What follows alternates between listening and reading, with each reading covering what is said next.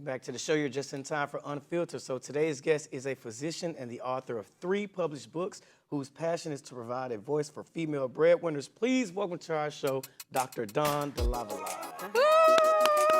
Thank you for coming to. Welcome. So can I call you Dr. Dawn? Of course. It's Okay, easier. I had to practice her last name, Delavallade. You said it once, perfectly. All right, so Dr. You're Dawn. good. It's Dr. Dawn from here, because I'm going to say Dr. Dawn. Dr. Dawn, Okay. yeah. Thank you for coming to our show, Dr. Dawn. We Thank appreciate you it so for much. having me. So we want to Absolutely. just dive on in here. So I want to go back a little bit. So you were born and raised in Baltimore. Baltimore City, yes. So tell yes, me what yes. life was like growing up in Baltimore, and how did you get into radiology?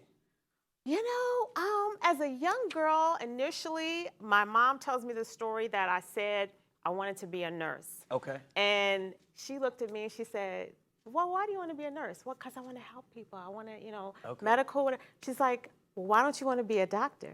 So she planted the seed to say, in my mind as a young girl, I saw women as only nurses. That's wow. all I saw. Yeah, Right. So she planted the seed to say, you don't have to be a nurse Yeah. if you want to be a doctor, if you really want to save and heal. And so it's like, that's where it was born. So, you know, it's important when we plan into our kids' minds of how far they can go.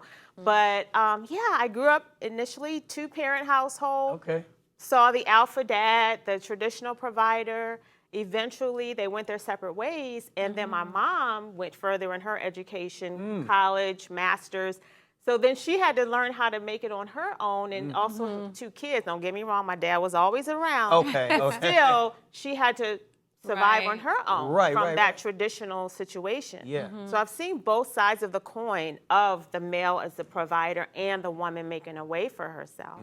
So I have respect for both sides. Right. And it kind of, you know, I guess planted the seed for the conversation that I have today, you know, my passion of relationships to have a woman as the higher earner and how to keep them strong. Okay, I want more info. Is it?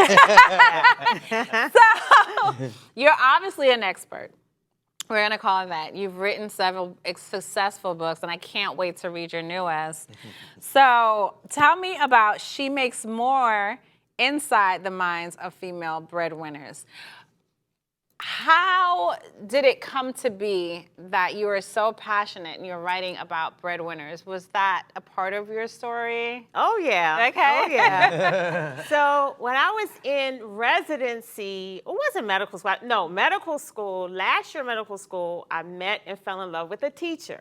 Okay. So we know our teachers don't get compensated the way that they should. Right. So you can imagine, as I went further in my training, my salary eventually skyrocketed in comparison to his. Right. So it was definitely my story. It was my journey for some time. So I spent basically 10 years as the higher earner. Wow. And I had never seen it before. I didn't see it growing up in a marriage. Right. I didn't see it in the community. And I really felt like my marriage is upside down, inside out, and backwards. And I had no role models, no support system. It was rough, you know, because marriage is already a challenge to begin with. Right. Yeah. And then you add that extra, very foreign dynamic on top of it. Right. I felt very lost and very alone for a long time. Oh, wow. And so that's really where the idea to write the book came from, was from my own lack of a support system or role model. So I wanted to be that to other women coming up behind me. And That's men, good. and men too. You know, men need good. support as well.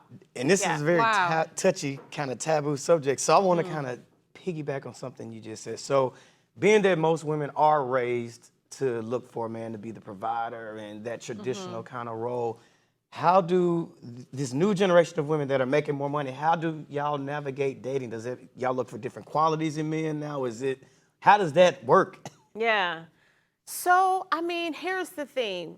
When we teach our young girls to, you know, reach for the stars, go for the gusto, get your education, she's going to need him to have a different set of skills, right? So, yeah, even if he brings a lot of money, that's great. Now you guys both have it. Right. But what she needs from him, because if she's going to work, she's out there, man's world, making her way, Right. She needs a different set of skills when she comes home. The most important thing that woman needs is emotional support. She needs emotional support. So if he can learn to be that place where she can relax that shield. She can lay that armor down when she comes home. A safe space for her to land, that is like gold for us. Okay. Yeah. And it's also part of being a provider. Right? We talk about a man as a provider. Those assets and those skills are changing. We got to get up with and we got to be honest about what we need. If we need a man who knows how to cook a little something, if we have to stay late at the office, and I have heard a man literally tell me, yeah, I'm going away from my wife. I'm not making anything for me and the kids. We're waiting for her to get home because that's her job. That's her role. I've literally heard people say that. If that's your ideal, you got to evolve, boo. You got to evolve. So she's supposed to go make all the money, then come home and cook? Yeah. Oh, yeah. I don't even want you. Literally, it's like, we'll just wait for her. I'm like, okay. You're going to starve. Yeah. You're going to starve on water and cereal. We have to evolve, all of us. Yeah. That's not good. So you do online training as well. And I'm come in contact. I'm going to say no because then people are, you talking over me? I've come in contact with a few couples that the woman is the breadwinner. However, she emasculates him. So do you help women find that balance with, okay, you're the breadwinner, he doesn't have that much, but don't make him feel less than? Yeah. Well, see, first of all, for us, again, it's like a rewiring because even though he may not have the money, right? Is he available? Meaning you guys have kids. Now is he more available to be there for the kids, go on field trips, pick them up from school, help make lunches? How much is that worth? That's worth a lot. Absolutely. So you may not have the dollars, but how else are you contributing to the success of this family? So I'm going to ask her to rewire and say, yeah, he may not have the dollars, but what else is he bringing that's making this whole family work?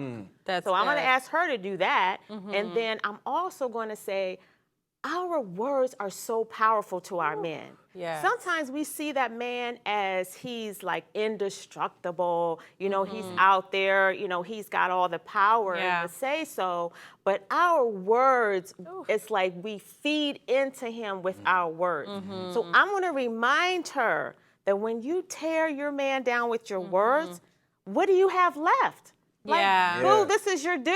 Why do you want him to be torn down and left in pieces when you finish verbally attacking him? Now you got to spend time building him back up. How about not do that? Don't tear him down because there are some things you can say to a man he is never going to forget. No. He's never going to forget. So my thing is, don't go below the belt. There are certain things that should never ever be said. If you need to get them up and out, go talk to a therapist, talk to a trusted girlfriend. Don't go blabbing your I don't even do that. Talk to somebody you can trust if you need to get it up and out, because sometimes that is important. But there's certain things we just should never say. Yeah, there's certain words and conversations that are off boundaries. All the time. Absolutely. So, Dr. Dawn, I want to switch gears for a second. I want to talk about you a little bit. So how do you juggle being a physician and a published author and a podcast? You have a podcast. How do you juggle all these different hats? And a mom. And a mom, don't Superwoman. forget. How do you do it all? How do you... You know, God is good, number one. Amen. God is good. All the time. But, okay, so I designed a very unique schedule for myself. So I'm huge about designing the life that you want, okay? So long time ago, I decided to go into radiology. I'm the one that's reading all the hospital imaging, the x-rays, CAT scans, MRIs, all that. So that means I can be physically removed from the hospital. I knew that as I was choosing a career. I knew that I could have more flexibility. Technology allows me to be in a different space and time. Like I read imaging from all across the country. That's awesome. So I designed a life where I work 1 week on, 1 week off. So I have 26 weeks of vacation a year. I have way more time to pour into my passions and myself. And yeah, so that's my story, is I designed a very unique life for myself as a physician. And I'm able to, again, you know, feed into my audience of amazing women breadwinners. Awesome. Okay, so, and I'm going to go in the other direction. So, so for the woman that's watching and she's saying, wow, this information is absolutely amazing, how does she identify when she needs help? Is there a certain thing that happens that says, well, I need to get help with this. I'm making more. I'm doing this wrong or that wrong. Yeah. So many of us don't have the support system that we need. And a way that I used to describe it for myself is that I was drowning.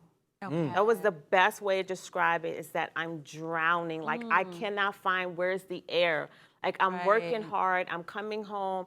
I may or may not have the support, the this, the that. Like, things feel so upside down, and I cannot find where's the where's the light, where's the air, right? So if she feels that way, that is a definite sign that it's time to get some help. Now, whether you connect with an audience like mine, again, whether you connect with a therapist, because nowadays, guess what? Therapists are becoming way more adept at counseling these type of relationships, because they're happening all over. You can, again, have the courage to find that girlfriend or set of girlfriends, because a lot of times other people are going through the same thing. We're just too scared to talk about it. That's true. So if you have the courage to talk to trusted people in your network, and you guys can find common ground and say, well, girl, how did you deal with this when this happened with your dude? So try to find it where you can, but just know that it is going to help you to find a support system. That's interesting. It is interesting. I didn't look at it from that way, because I do know what you're saying, but then you have so many people who don't know how to help people. Like, they're so ready, I'm going to secure the bag, but I'm not going to let anyone else in this bag, and I'm not going to help anyone up. And they're scared. They're just scared that their own brand is going to be somehow damaged if this person is not good enough. So all I can say is to the brother, get your talent up, get your skills up, get your own followers, get your own gigs to the point where she wants to put you on, because now it's an asset to her to blow you up. And you got somebody like in the wing, like Lil Wayne, like hello, like if your talent is that hot, he's like very accessible to you. So that would be my take on it. Okay. And it's funny. I watched Toya do that in the clip. We're talking about the female breadwinners. Is it important for successful women who have to take care of, the family, to set boundaries, like to where this man is not asking you for too much, and how do you do that without it causing like turmoil? How do you cut them off and say, no, I can't give you this much money? Like, you know what I'm saying? Yeah, I definitely think boundaries are key, because it helps us keep our sanity, right? And it may not always have to be just with money. It can be with our time. It can be a whole lot of things. But I see it as, okay, if I'm going to give you money, you don't have to, it's not a loan, because that's when we get into trouble. If I'm going to give it to you, let me see what you did with it. Okay. And don't come back to me for at least another this amount of time. I think those are the boundaries to say, I'm watching what you're doing with this money. If you're trying to get in the studio, let me see what you do with it. Okay. That's great advice. You know what? This is a great This is a good conversation. conversation. Thank you for being here. We got to have you back again. Guys, the time goes so fast, but that's it for today. We got to get out of here. But you can catch us same time, same place. Be safe until tomorrow, y'all. bye, y'all. Thank you. Hey, man. The Candice and Kris Show. Let's go. Come on. Hey, The Candice and Kris Show.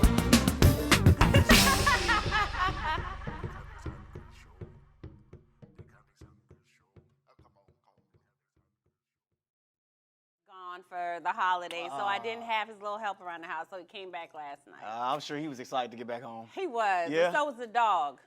Oh, Tyson was gone. Tyson has a whole jail cell. So my husband found this new cage. Okay. And it literally looks like a jail cell. I have to take a picture and You bring it need to tomorrow. take a picture. It's so sad.